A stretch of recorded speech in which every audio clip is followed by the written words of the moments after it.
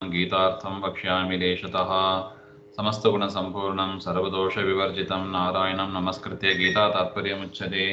नारायणं सुरगुरुं जगदेकनाथं भक्तप्रियं सकललोकनमस्कृतं च त्रैगुण्यवर्जितमजं विभुमाद्यमीशं वन्दे भवग्नममरासुरसिद्धवन्द्यं। नारायणं नमस्कृत्य नरं चैव नरोत्तमं देवीं सरस्वतीं व्यासं ततो जयमुदीरयेत्. ಶ್ರೀ ಗುರುಭ್ಯೋ ನಮಃ. ಶ್ರೀಮದ್ ಭಗವದ್ಗೀತೆ 3ನೇ ಅಧ್ಯಾಯದಲ್ಲಿ 30ನೇ ಶ್ಲೋಕ. ಮೈ ಸರ್ವಾಣಿ ಕರ್ಮಾಣಿ ಸನ್ಯಸ್ಯ ಅಧ್ಯಾತ್ಮಚೇತಸಾ ನಿರಾಶೀಃ ನಿರ್ಮಮೋ ಭೂತ್ವಾ ಯುಧ್ಯಸ್ವ ವಿಗತಜ್ವರಃ. ಹಾಗೆ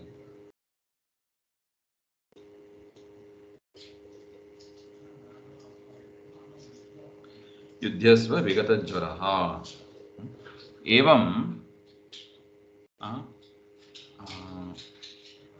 ಅದ್ವಿತ್ಕರ್ಮಣಃ ವಿದ್ವತ್ಕರ್ಮಣಃ ಅನಭಿಮಾನೇನ ಅನುಷ್ಠಾನರೂಪ ವೈಲಕ್ಷಣ್ಯಂ ಉಕ್ತ್ವಾ. ಜ್ಞಾನಿಗಳು ಹೇಗೆ ಮಾಡ್ತಾರೆ, ಅಜ್ಞಾನಿಗಳು ಹೇಗೆ ಮಾಡ್ತಾರೆ ಕರ್ಮಗಳನ್ನು, ಹಾಗೆ ಅಂತ ಪರಮಾತ್ಮ ತಿಳಿಸಿಕೊಟ್ಟದ್ದು. ಆದರೆ ಹೇಗೆ ಜ್ಞಾನಿಗಳು ಫಲಾಪೇಕ್ಷೆ ಇಲ್ಲದೆ ಪರಮಾತ್ಮನ ಪೂಜಾರೂಪವಾಗಿ ಅದನ್ನು ಮಾಡ್ತಾರೆ, ವಿಹಿತ ಕರ್ಮಗಳನ್ನು, ವರ್ಣಾಶ್ರಮ ವಿಹಿತ ಕರ್ಮಗಳನ್ನು ಮಾಡ್ತಾರೆ. ಅಜ್ಞಾನಿಗಳು ಫಲಾಪೇಕ್ಷೆ ಉಳ್ಳವರಾಗಿ ಪರಮಾತ್ಮನೇ ಮಾಡ್ತಾನೆ, ಸ್ವತಂತ್ರ ಕರ್ತ ಎಂಬ ಒಂದು ಜ್ಞಾನ ಇಲ್ಲದೆ ಅವ್ರು ಮಾಡ್ತಾರೆ ಅಂತ ನಾವು ಅದನ್ನು ಹಿಂದೆ ನೋಡಿದ್ದೀವಿ.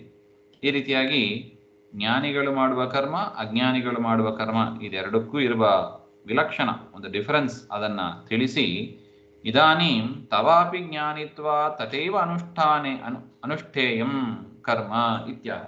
ಅರ್ಜುನ, ನೀನೇನಾಗಿದ್ದಿ, ನೀನು ಕೂಡ ಜ್ಞಾನಿಯಾಗಿದ್ದಿ. ನೀನು ಅಪರೋಕ್ಷ ಜ್ಞಾನವನ್ನು ಪಡೆದವ, ದೇವೇಂದ್ರನ ಅವತಾರ ನೀನು. ಅದರಿಂದ ನೀನು ಕೂಡ ಜ್ಞಾನಿಯಾಗಿದ್ದಿ. ಜ್ಞಾನಿಯಾದವರು ಹೇಗೆ ಕರ್ಮವನ್ನು ಮಾಡಬೇಕು, ಕರ್ಮವನ್ನು ಬಿಡ್ತೀನಿ ಅಂತೆಲ್ಲೋ, ಯುದ್ಧ ಮಾಡೋದಿಲ್ಲ ಅಂತ ಹೇಳ್ತೀಯಲ್ಲ, ಇದು ಸರಿಯಲ್ಲ. ಇದು ಜ್ಞಾನ ನೋಡಿ, ಅಲ್ಲಿ ಯುಧಿಷ್ಠಿರನಿಗೆ ಅದೇ ವಿಚಾರ ಭೀಮಸೇನ ದೇವರು ಹೇಳಿದರು. ಯುದ್ಧ ಮಾಡಬೇಕು ಅಂತಲೇ ಹೇಳಿದರು, ದುಷ್ಟರನ್ನ ಸದೆ ಬಡಿಬೇಕು ಅಂತಲೇ ಹೇಳಿದರು. ಇಲ್ಲೋ ಕೃಷ್ಣ ಅದನ್ನೇ ಹೇಳ್ತಾ ಇದ್ದಾನೆ. ನೀನು ಕೂಡ ಜ್ಞಾನಿಯಾದ ಕಾರಣದಿಂದ ಫಲಾಪೇಕ್ಷೆ ಇಲ್ಲದೆ ಪೂಜಾರೂಪವಾಗಿ ಸ್ವವರ್ಣಾಶ್ರಮ ವಿಹಿತ ಕರ್ಮವನ್ನು ನೀನು ಮಾಡಬೇಕು ಎಂಬುದನ್ನು ಈ ಶ್ಲೋಕದಲ್ಲಿ ಹೇಳ್ತಾ ಇದ್ದಾರೆ. ಕರ್ಮವನ್ನು ನೀನು ಹೇಗೆ ಮಾಡಬೇಕು ಹಾಗೆಂದರೆ ಅಧ್ಯಾತ್ಮ ಚೇತಸ, ಪರಮಾತ್ಮನಲ್ಲೇ ಮನಸ್ಸಿಟ್ಟವನಾಗಿ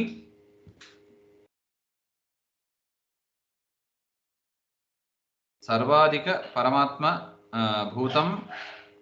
ಭೂತ ಮನ್ನಿಷ್ಠ ಮನಸ, ಎಲ್ಲದಕ್ಕಿಂತಲೂ ಉತ್ತಮನಾದವ, ಸರ್ವೋತ್ತಮನಾದವ ಪರಮಾತ್ಮ, ಅವನಲ್ಲಿ ಮನಸ್ಸಿಟ್ಟವನಾಗಿ ನಿರಾಶೀಹಿ. ನಿರಾಶೀಹಿ ಅಂದರೆ ವಿಷ್ಣು ಭಕ್ತಿ ಜ್ಞಾನಾದ್ ಅನ್ಯ ಕಾಮರಹಿತ. ನಿರಾಶಿ ಅಂದರೆ ಆಶೆ ಇಲ್ಲದವನಾಗಿ. ಯಾವ ಆಸೆ ಇರಬಾರ್ದು?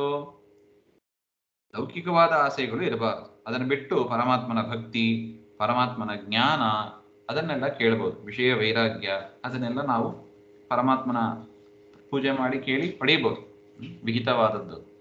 ಅದನ್ನು ಬಿಟ್ಟು ಅವಿಹಿತವಾದ ವಿಷಯ ಭೋಗದಲ್ಲಿ ಆಸಕ್ತನಾಗಿ ಫಲಗಳನ್ನು ಕೇಳಬಾರದು ಅಂತ.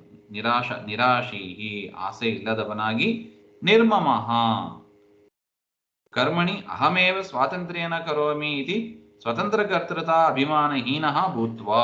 ಹಾಗೆ ನಿರ್ಮಮಃ ಅಂದ್ರೆ ಅಹಂಕಾರ ಇಲ್ಲದವನಾಗಿ, ಅಂದ್ರೆ ಈ ಕರ್ಮವನ್ನ ನಾನೇ ಸ್ವತಂತ್ರನಾಗಿ ಮಾಡ್ತೇನೆ ಹಾಗೆ ಎಂಬ ಒಂದು ಸ್ವಾತಂತ್ರ್ಯ ಭ್ರಾಂತಿ ಇಲ್ಲದವನಾಗಿ, ಸರ್ವಾಣಿ ಕರ್ಮಾಣಿ ಮಯಿ ಸನ್ಯಸ್ಯ, ವರ್ಣಾಶ್ರಮ ಉಚಿತವಾದ ಕರ್ಮಗಳನ್ನೆಲ್ಲ ಮಾಡಿ ನನಗೆ ಕೃಷ್ಣಾರ್ಪಣ ಹೇಳು, ಪೂಜಾರೂಪವಾಗಿ ಮಾಡಿ ಕೃಷ್ಣಾರ್ಪಣ ಅಂತ ಹೇಳು.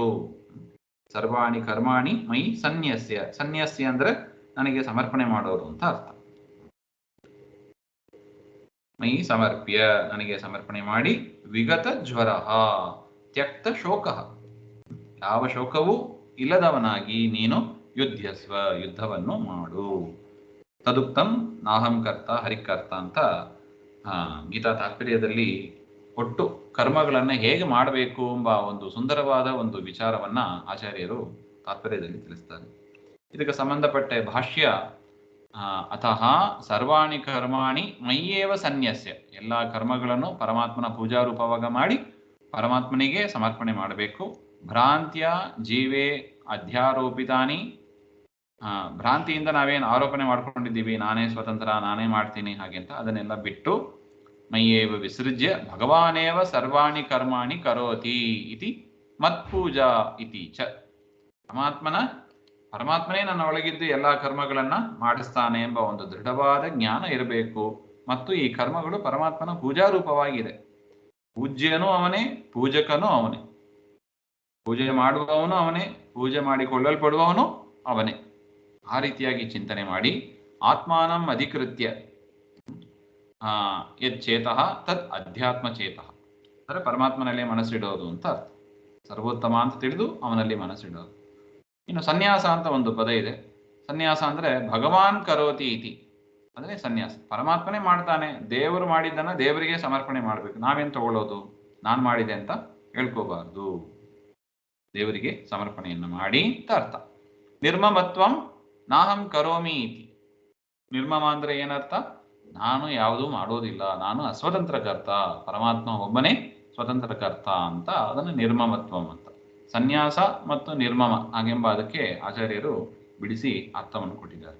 ಅಧ್ಯಾತ್ಮ ಚೇತಃ, ಒಂದೊಂದು ಪದಕ್ಕೂ ಇಲ್ಲಿ ಅರ್ಥ ಕೊಟ್ಟಿದ್ದಾರೆ ನೋಡಿ. ಅಧ್ಯಾತ್ಮ ಚೇತಃ ಅಂದರೆ ಏನು, ಸನ್ಯಾಸ ಅಂದರೆ ಏನು, ನಿರ್ಮಮ ಅಂದರೆ ಏನು. ಮಹಿ ಸರ್ವಾಣಿ ಕರ್ಮಾಣಿ ಸನ್ಯಸ್ಯ ಅಧ್ಯಾತ್ಮ ಚೇತಸ ನಿರಾಶೀಹಿ ನಿರ್ಮಮೋ ಭೂತ್ವ ಯುದ್ಧಸ್ವ ವಿಗತ ಜ್ವರ. ಇದರದು ನಾಹಂಕರ್ತ ಅಂತ ಒಂದು ತಾತ್ಪರ್ಯ ಇದೆ ಇದಕ್ಕೆ ಸಂಬಂಧಪಟ್ಟಂತೆ. ಅದನ್ನು ಮತ್ತೆ ನೋಡೋಣ. ಶ್ರೀಮಧ್ವಾಂತರ್ಗತ ಶ್ರೀಕೃಷ್ಣ ಆತ್ಮನಸ್ತು. ಶ್ರೀಹರೇ ನಮಃ.